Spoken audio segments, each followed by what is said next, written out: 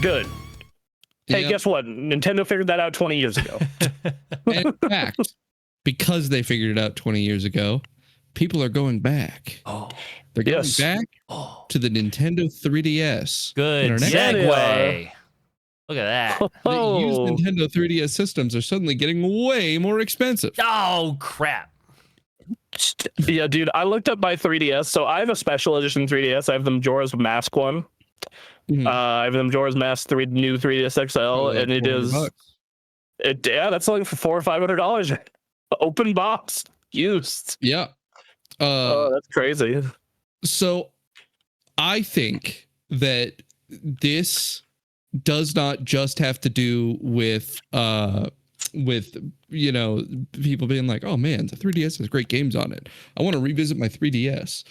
No, because if they I want to do think- that, they could pay $300 for an IN4 and just play it there Right. via emulation. Like, yeah. I think that a lot of what has to do with the fact is that 3DSs are very easy to mod now. They're very easy to mod now. And then you just have the entire game library of the 3DS for free. And it's like so convenient. They have applications for modded 3DSs that just put you in the Nintendo eShop, but the games are free.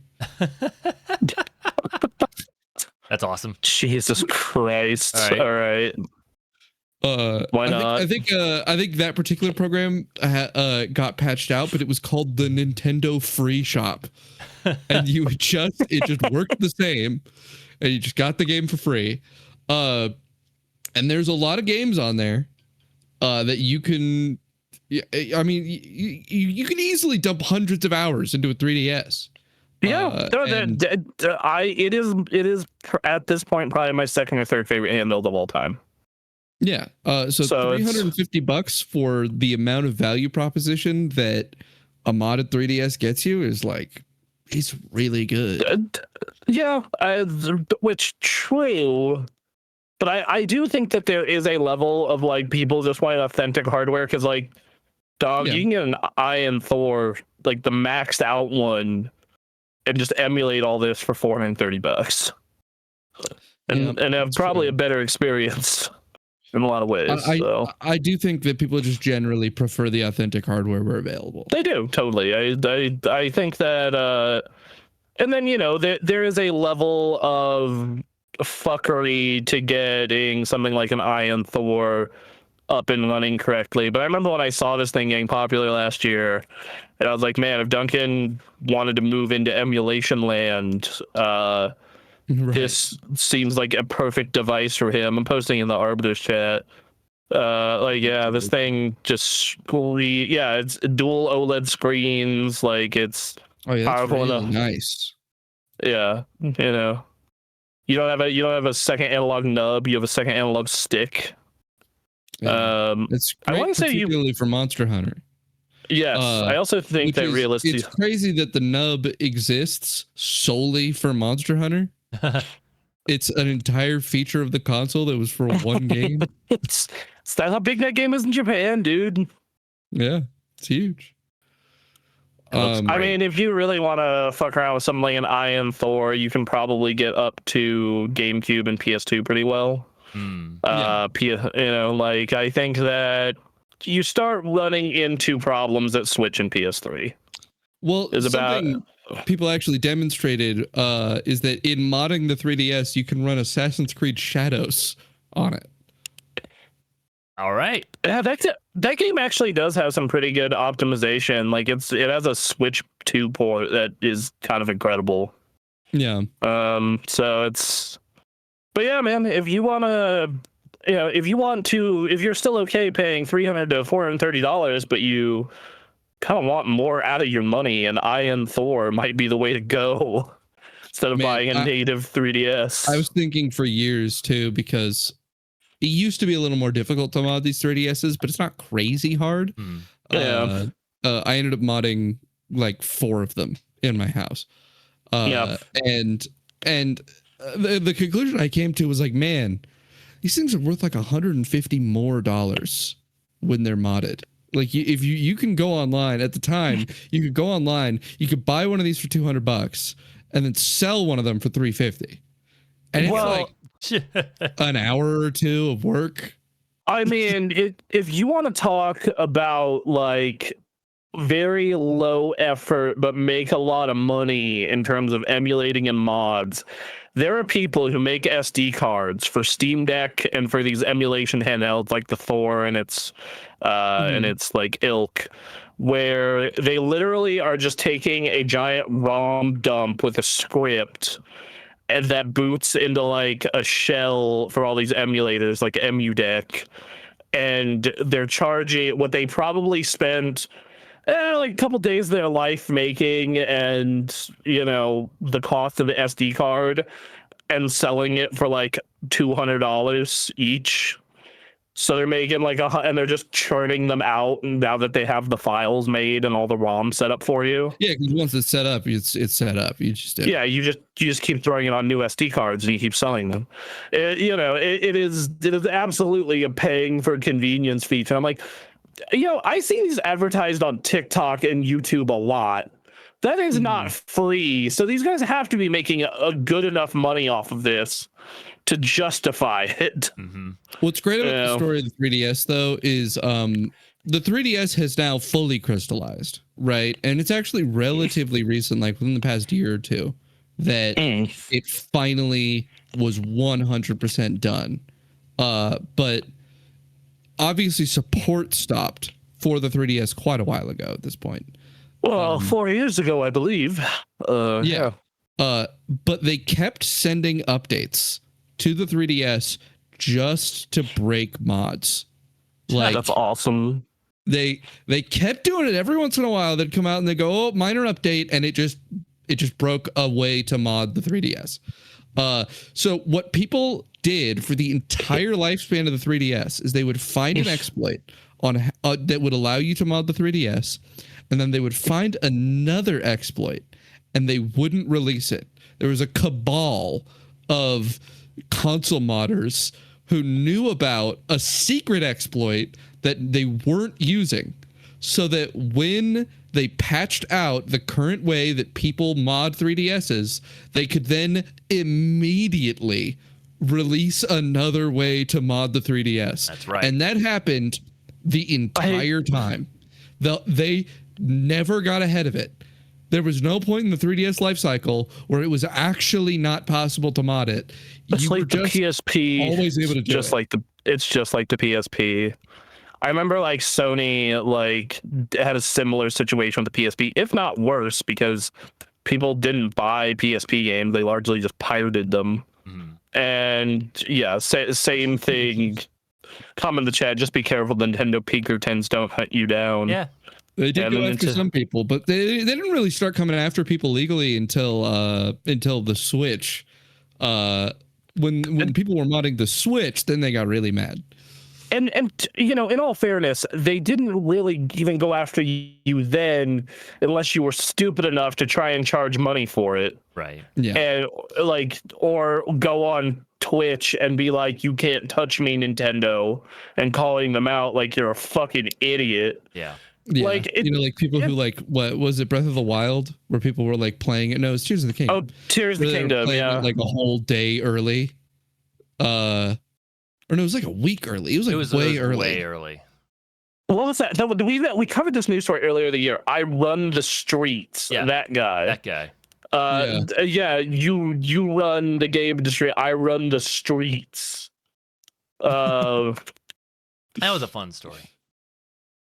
Yeah, like, I am. Yeah, here we go. Nintendo wins lawsuit against pirate who boasted, "You might run a corporation, but I run the streets." And his name, and he was every game guru, and yeah, like, okay, look, I'm, if you're hard up on cash, can't afford it, I understand pirating games. I even understand doing it if you have other, things going on in your life, like whatever. Yeah. For you to go on Twitch, show off that you're doing it, and taunt the corporation, deserve to get fucking skull fucked by a lawsuit. You're a fucking idiot. You know, Yeah. there's a level of stupid where it's just like, Where you just screw yourself. Yeah. yeah, like the last thing I would say in regards, well, not the last, but I think an important thing to bring up about this story is that Pokemon is evidently relevant to the rise of cost here. oh yes, yes, Pokemon's generational run for the past 3 years of just nothing but rising prices in all Pokemon related hardware of any kind is obviously affecting things here. I had the urge to play Soul Silver on authentic hardware recently, and I went to look up a copy of Soul Silver. So like $140. Yeah, you like if you want an authentic copy with the case, yeah, like $140. The funny part is the hardware to play it on, like you just want a DS Lite, it's like $80. Those are super cheap. Yeah, those are great. Yeah, like I was just like, oh, I can get a pink DS Lite for like nothing. Yeah, this is awesome. Yeah, currently the best hardware to play a DS game on, which is like the hardware with the largest screen, basically, is a 2DS. The 2DS isn't the new 3DS XL have a bigger screen? Much bigger screen, yes. But DS games have super fucked up proportions when you put them on the more modern DSs. And so the last one that actually properly displays the game is the 2DS. Interesting. Yeah. Okay. Well.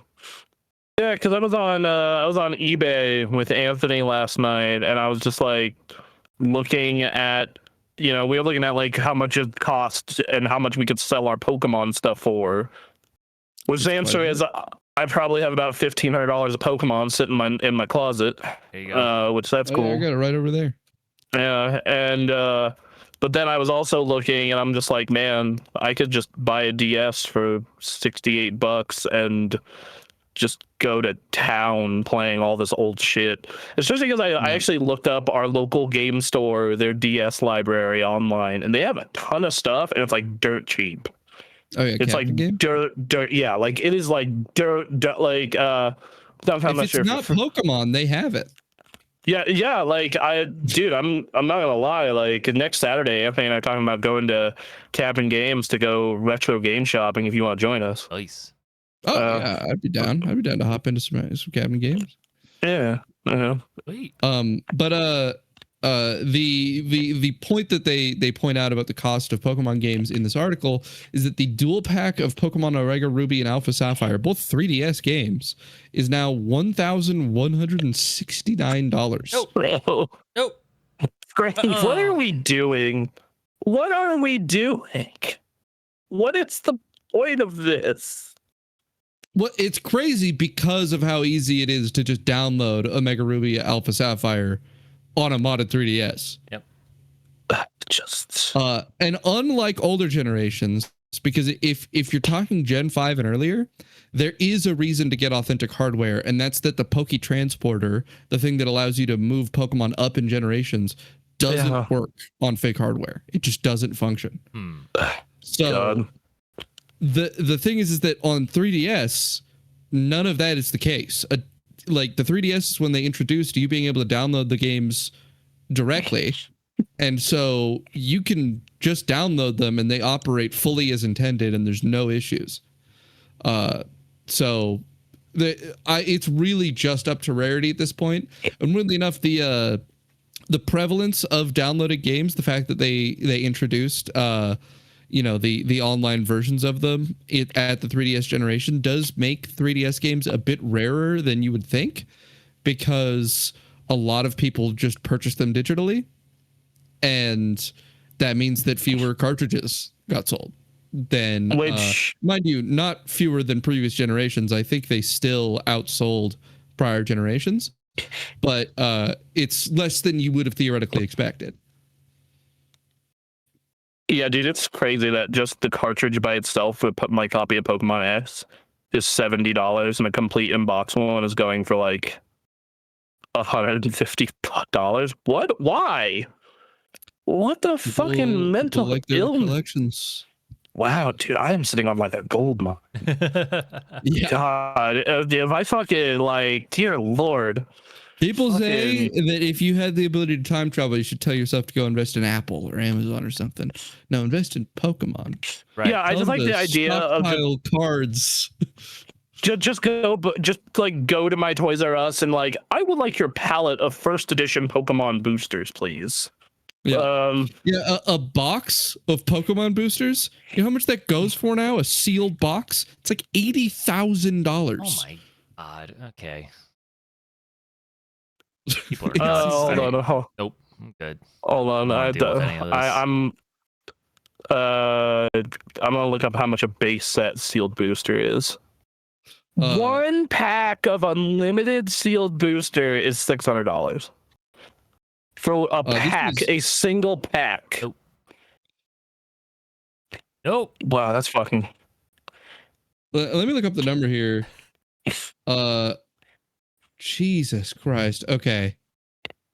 Listen to this. All right. Logan Paul kicked this whole thing off in 2021 by purchasing a first edition base set Pokemon booster box for $3.5 million. God. I See, the problem is that now they print so much that none of this is like that rare anymore. So you're actually not getting any like value out of hoarding this shit outside of stuff that like you No, yeah. randomly gets lucky. Yeah, now Like, it's casino shit. It's slot machine. It's did I get a god pack that has like $12,000 worth of cards in it? Otherwise, the rest of these things aren't appreciating in value. They're garbage. Yeah, I'm gonna be real though. Like I have a real sense of nostalgia for Gen 1 and Gen 2. mm-hmm.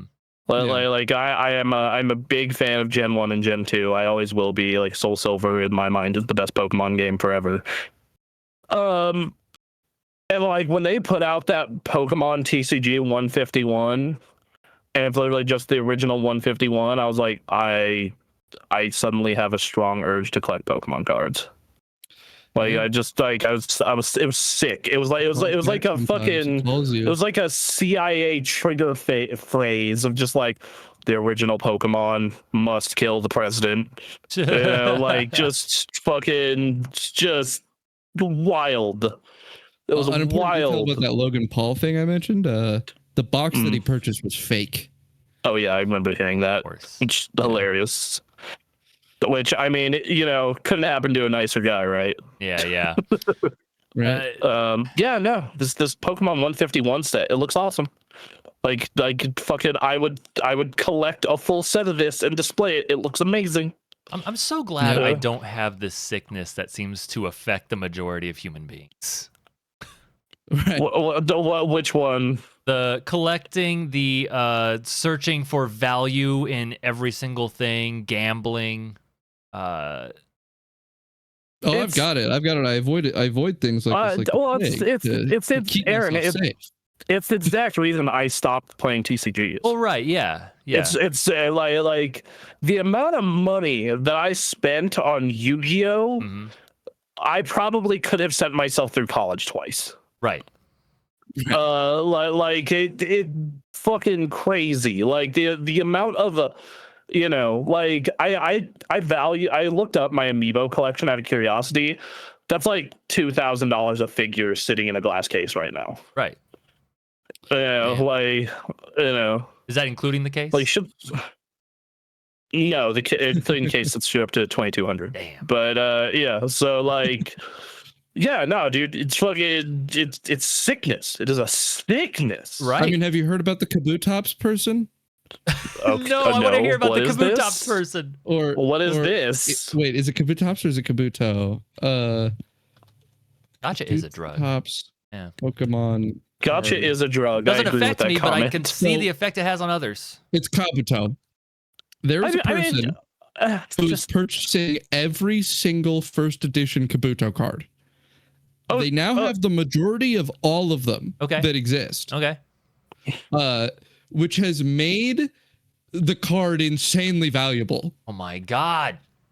So okay, I want to become this guy, but with Snorlax. That's the thing. I don't mind this I for don't like do- I want to get this is my favorite Pokemon. I want to get all the cards for this one Pokemon. That's fine. But like, of course, then it has to be made a thing of around money. That's the thing. It's not even just I want to get all the cards of this Pokemon, like a copy of every card. They want all the cards. He wants every Kabutops. Every single like- Kabuto that has ever been made. Like everything is terrible. Collecting all the Jerry Maguire VHS tapes, or that guy who is collecting all the Shrek example. VHS tapes. Have you seen this guy? No. All the Shrek VHS tapes. That's a fun project. Yeah, this guy is collecting every single Shrek VHS tape in existence. Sure. That is his goal. Kabuto was originally pennies. Nobody cared about Kabuto. Right. It's a trash card to receive if you open a first edition pack. Kabuto is now $40. Because of this one man. This one guy, Kabuto King, they call him. But hey, look, damn it. I don't know. Yeah, getting every Kabuto, that's money down the drain at some point. But I still kind of understand that seems like a dumb, fun thing to do. But then all the craze around, you're just like, God damn it, you guys. I don't know. I understand wanting to complete a set. Like, I actually understand the guy who's like, I want the full set of X set more than I understand the guy who wants every Kabuto in existence. It's less that I understand, like, in terms of, like, being a rational thing to do. I just think it's a fun, dumb thing to do. And on that level, I get it. I guess my question, Aaron, for you is like, do you have any like addiction or compulsion? Like that? Man, I am fucking so jealous of you. That's insane. That's insane. I struggle to get addicted to things. Like that is. Oh, it makes it so like I can't complete so easy to hook. It's I'm a fish with a big open mouth, swallowing hooks all the time. I'm addicted to dropping stuff I start. That's what I'm addicted to. Yeah, like I'm fucking. Oh man, you want to talk about like? I mean, like there was. I think the like peak addiction for me for like card games is definitely Yu-Gi-Oh. But I think in general, like if I really get hooked in on something, like when I was trying to hit #1 in the server for Plot Warrior, like I was basically treating World of Warcraft like a second 12-hour day job. Right. like if I get locked in enough on something, like, oh dude, fucking that'll carry me. But yeah, speaking of Pokemon, that's our next story, right? Yes, it